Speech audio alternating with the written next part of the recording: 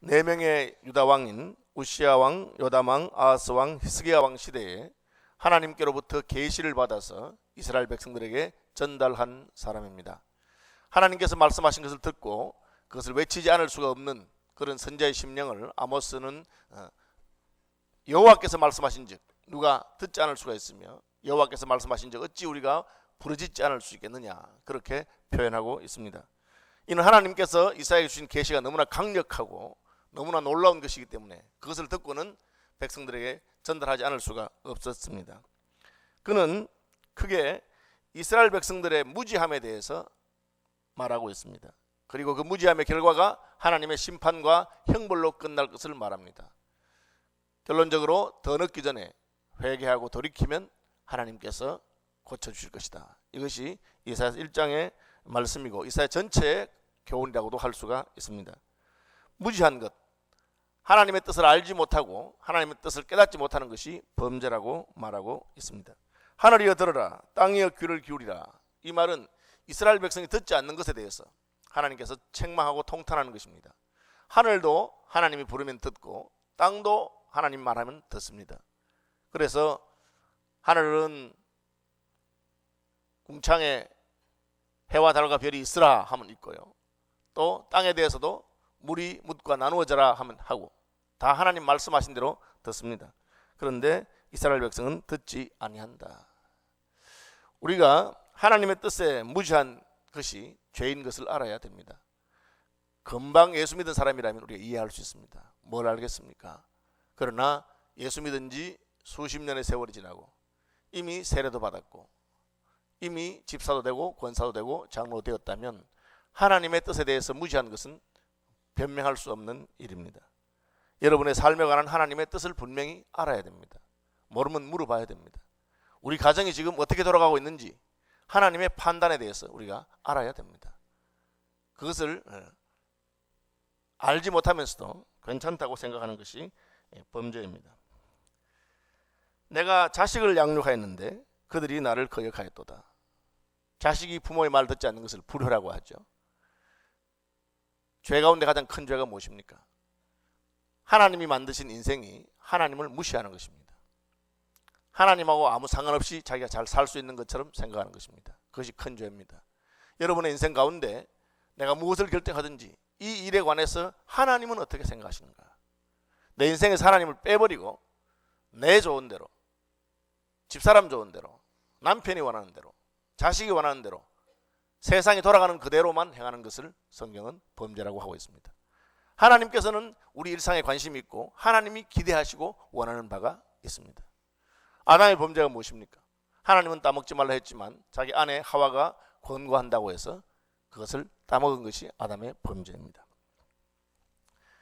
여호와께서는 그것을 자식에게 불효를 당하는 아버지와 같다, 그렇게 안타까운 마음으로 표현하시고 소와 나귀보다 못한 인생이라고 말하고 있습니다. 소는 그 임자를 알고 나귀는 주인의 고유를 안다.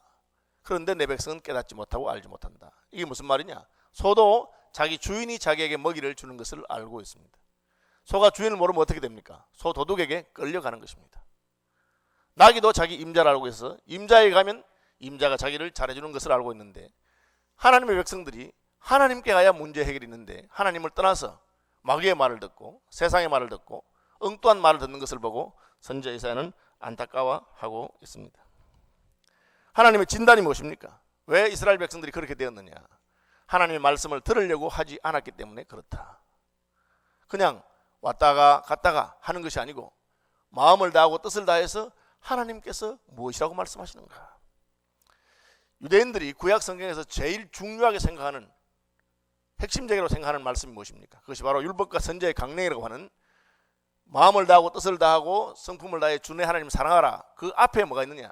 들으라 이스라엘아, 쇠마 이스라엘이라. 그래서 하나님의 음성을 듣고 그 음성을 들은 대로 순종해야 합니다. 찬송가에도 주의 음성을 내가 들으니 사랑하는 말일세. 하나님께서 내게 대해서 말씀하신 음성이 있습니다. 우리가 섬긴 하나님은 우상들과 같이 벙어리거나 귀머거리가 아닙니다. 우리가 말하면 하나님 들으시고 또한 하나님도 우리에게 말씀하신 분입니다. 그러므로 하나님의 음성을 듣는 것이 굉장히 중요합니다. 하나님의 진단은 우리가 하나님의 음성을 듣지 않기 때문에 너희가 어찌하여 매를 더 맞으려고 더욱 패역하느냐. 온 머리는 병들었고 마음은 피곤하였으며 발바닥에서 머리까지 성한 곳이 없이 상한 것과 터진 것과 새로 맞은 흔적밖에 없다. 왜 선지자 이사야를 보내서 하나님 외칩니까? 죽게 되었다는 거죠. 문제는 죽게 됐음에도 불구하고 심상하게 생각한다는 겁니다. 이것이 근거 없는 낙관입니다. 우리가 하나님의 음성을 듣지 않을 때 우리는 근거 없는 낙관에 머무르기 쉽습니다. 잘 되겠지. 왜? 다른 사람 다 그러니까. 왜? 이때까지 무슨 별일이 있었느냐? 왜 이때까지 별일이 없었을까요? 하나님이 오래 참고 계시는 것입니다. 그래서 신약 성경에는 범죄함에도 불구하고 하나님이 오래 참고 기다리시고 회개하기를 기다리시는 것을 하나님을 무시하고 뭐 괜찮대. 이날까지 괜찮았는데 갑자기 무슨 일이 생겼느냐. 그래서 하나님의 형벌이 도적같이 임하고 갑자기 임할 때 당황하고 어찌할 줄을 모르는 것입니다. 소돔과 고모라가 그랬습니다. 그들은 하늘에서 유황불비가 내리기 전까지 그냥 평안하게 잘 있는 줄로 생각했습니다. 심지어 롯의 사위들도 그렇게 했습니다. 그러다가 순간적으로 다 멸망하고 말았습니다. 그러므로 하나님의 음성을 듣지 않는 사람의 특징은 근거 없는 낙관입니다. 뭐 다 인생이 잘 돌아간다고 생각합니다. 하나님의 음성을 들으면 어떻게 됩니까? 애통하는 마음이 생깁니다.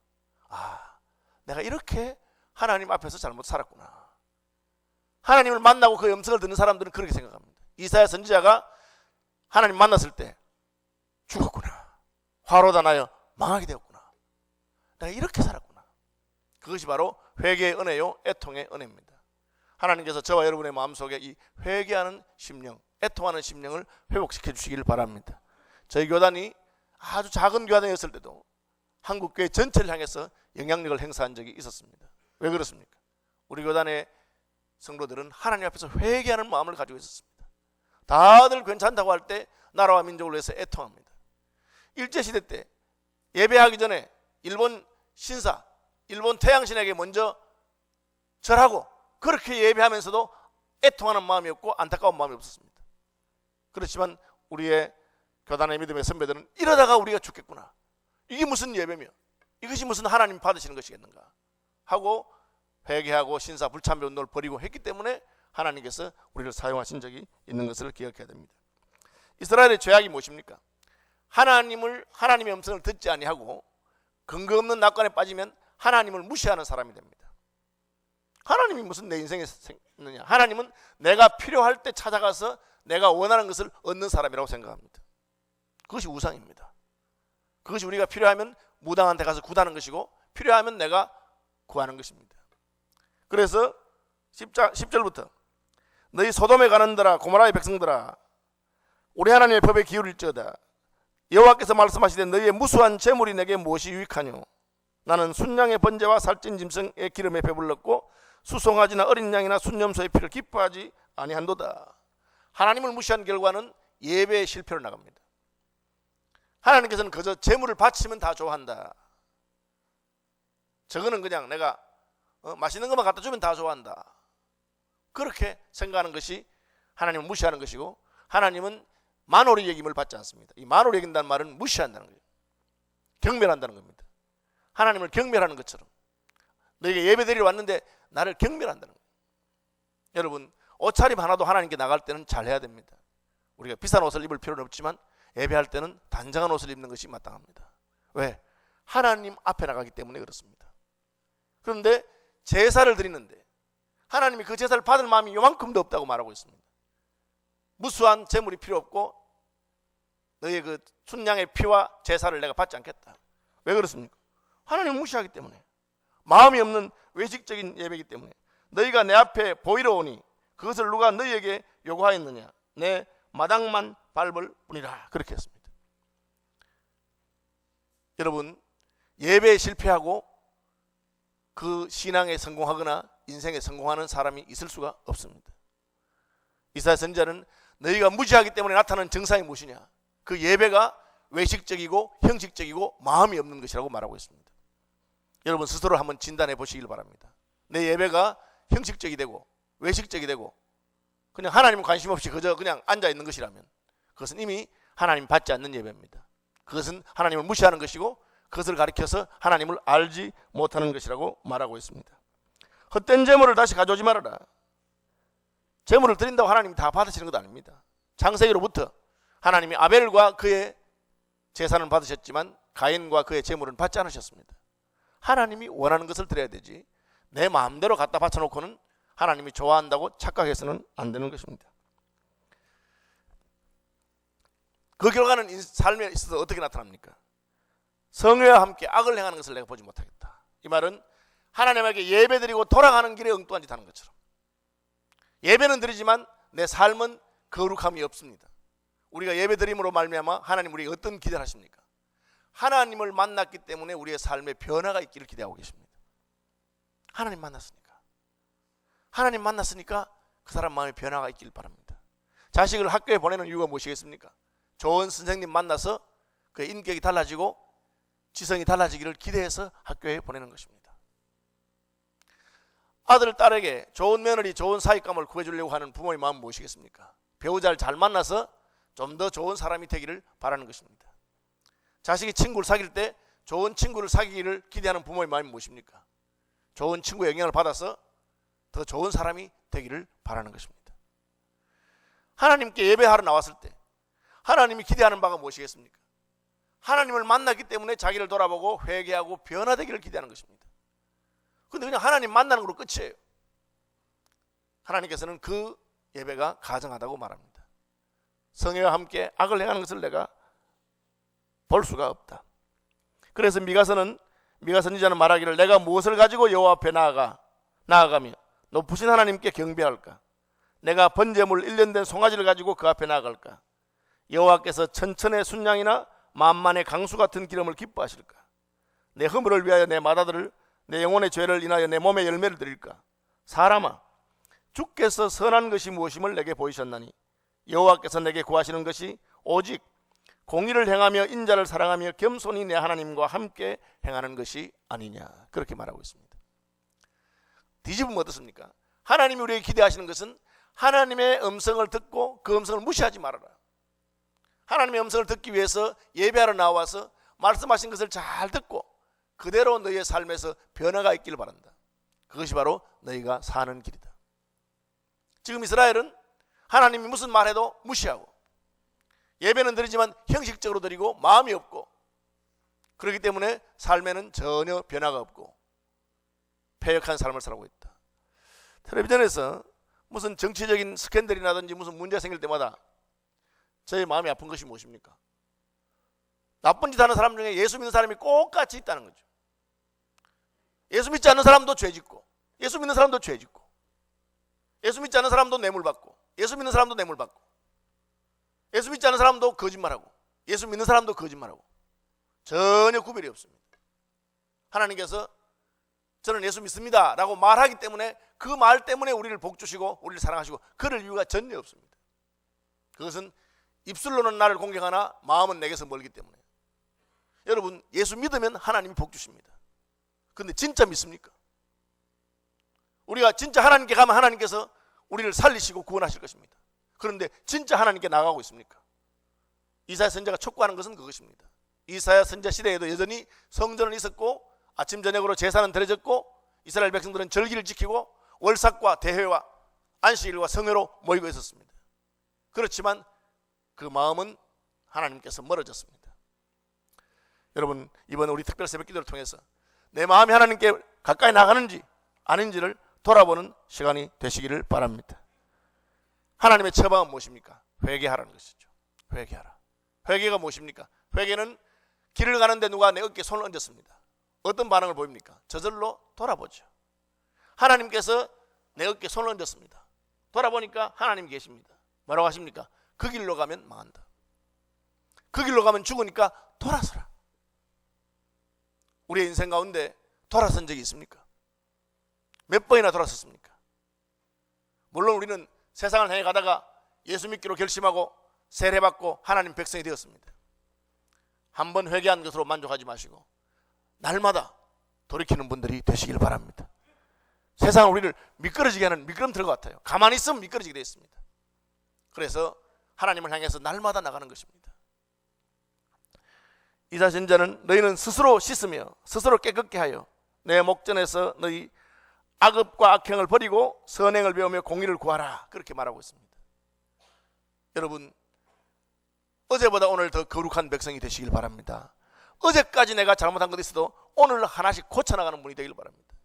예수 믿는다고 해서 하루아침에 성자가 되거나 하루아침에 천사가 될 수는 없습니다. 그것은 너무 이상적인 생각이죠. 너무 순진한 생각입니다. 예수 믿는다고 해서 하루아침에 거룩해질 수 없습니다. 그러나 날마다 거룩해지고 이날까지 예수 믿은 중에 오늘 내가 제일 거룩한 분이 되시길 바랍니다. 내일은 오늘보다 더 거룩하고 더 정결한 분이 되어야 됩니다. 저도 이 말씀 묵상하면서 다시 한번 회개하는 마음이 생겼습니다. 제가 유학 갔다 와서 처음 말씀 전가할 때는 얼마나 자신 있게 이날까지 예수 믿은 중에 내가 오늘 제일 잘 믿는다고, 이날까지 내가 예수 믿은 중에 오늘 제일 거룩하다고, 이날까지 예수 믿은 중에 내가 오늘 제일 하나님 사랑한다고 그렇게 외치고 다녔습니다. 이 말씀 제가 다시 보면서 하나님 앞에 과연 나는 이날까지 예수 믿은 중에 지금 제일 주님을 사랑하고, 지금 제일 주님 앞에 제일 거룩하고, 지금 제일 주님 앞에 더 애절한가? 여러분, 날마다 여러분의 오늘이 여러분의 일생 가운데 가장 신앙이 좋고 가장 애절하고 가장 거룩한 그런 오늘이 되시기를 바랍니다. 그것이 회개라고 하는 것입니다. 자기 자신만을 고치는 것이 아니라 학대받는 자를 도와주며 고아를 위해서 신원하며 과부를 위해서 변호하라. 참된 회개는 내 자신만이 아는 것이 아니고 내 주변에 있는 사람들이 다 아는 것입니다. 혹시 어느 날 여러분의 주변에 있는 사람들이 야, 니 이제 진짜 권사 됐는갑다. 야, 니 진짜 이제 예수 믿는갑다. 야, 니 요새 무슨 일이 있나? 왜 이리 바뀌었나? 여러분, 그런 말 듣는 분들이 되시길 바랍니다. 주변 사람들이 야, 요새 무슨 서울시민교회 무슨 일이 있나? 요즘 서울시민교회 교인들이 왜 저렇게 달라졌을까? 그것은 여러분이 스스로 결단하는 것으로부터 시작됩니다. 스스로 돌이키라. 하나님이 도와주실 줄로 믿습니다. 돌이키면 어떻게 됩니까? 너희가 즐겨 순종하면 땅에 아름다운 소산을 먹을 것이라. 하나님 방식은 항상 같습니다. 우리가 하나님과의 관계를 회복하고 그 삶의 열매를 우리의 삶에서 이웃에게 전가하게 되면 하나님께서 나머지는 책임져 주십니다. 우리는 그저 예수 믿는다고 말하고 말했으니까 하나님께서 내 인생을 책임져 달라, 그렇게 하지 마시기 바랍니다. 오늘 우리 심장로님 기도하신 것처럼 하나님께서는 우리에게 부요함도 건강도 모든 것도 주실 수 있는 분입니다. 힘든 것도 아니에요. 하나님께서 뭐 그거 주신다고 해서 자기에게 무슨 어려움이 있는 것도 아닙니다. 하늘과 땅의 모든 것이 주님 것이기 때문에 얼마든지 줄 수 있습니다. 다만 하나님은 공의로우신 분이기 때문에 우리가 악을 행하고 범죄하고 하나님을 속이고 외식하면서 달라고 하는데도 줄 수는 없는 분입니다. 우리가 어디까지 떠나갔든지 어디까지 떨어졌든지 어디까지 범죄했더라도 아버지 집으로 돌아와서 회개하고 나는 하늘과 아버지께 죄를 얻었고 아버지의 아들이라 칭함을 받기에 합당하지 못하고 나는 못난 놈이고 주님이 어떤 징계를 해도 내가 마땅히 받겠습니다. 그 애통하고 회개하는 마음이 있으면 아버지는 아들을 씻기고 좋은 옷을 입히고 후계자로서의 상속자의 권리를 회복하는 반지를 끼우고 잔치하실 수 있는 그런 분입니다. 그러므로 신실하던 성읍이 창기가 되고 찌꺼기만 남았고 그런 상황에서 멈춰 있지 말고 돌이켜서 우상을 버리고 하나님을 섬기고 신실과 공의를 행하면 하나님께서는 지금이라도 내가 회복시키겠다. 만약에 하나님의 경고를 받지 않으면 너희는 잎사귀 마른 상수리 나무 같을 것이요 물 없는 동산 같으리니 강한 자는 사물하기 같고 그 행위는 불태 같아서 함께 탈 것이나 끌 사람이 없으리라. 내 행동이 나를 불태우기 때문에 그걸 막을 자가 없는 것입니다. 내가 의지하던 상수리 나무나 우상은 하나님께서 다 징계하실 것입니다. 하나님 말씀은 꼭 같습니다. 지금이라도 돌이키라. 지금이라도 전심으로 하나님을 섬기라. 율법과 선지자의 강령이 무엇입니까? 마음과 뜻을 다하여 하나님을 사랑하고 그리고 이웃을 사랑하는 것입니다. 이제 함께 합심해서 기도하겠는데 하나님 앞에 자기를 돌아보는 무지에서 깨달음으로 가게 해달라고, 내 영적 형편이 어떠한지, 하나님이 내 삶에 관해서 싫어하시는 것이 무엇인지, 내가 하나님 무시하는 것이 무엇인지 그것을 가르쳐달라고 하시고 하나님 앞에 기도와 예배가 전심으로 드려지는 것이 되게 해달라고. 하나님 앞에 내가 죄를 범하면서 하나님 무시하면서 함부로 예배하는 자가 아닌지 자기를 돌아보는 아침이 되길 바랍니다. 통성으로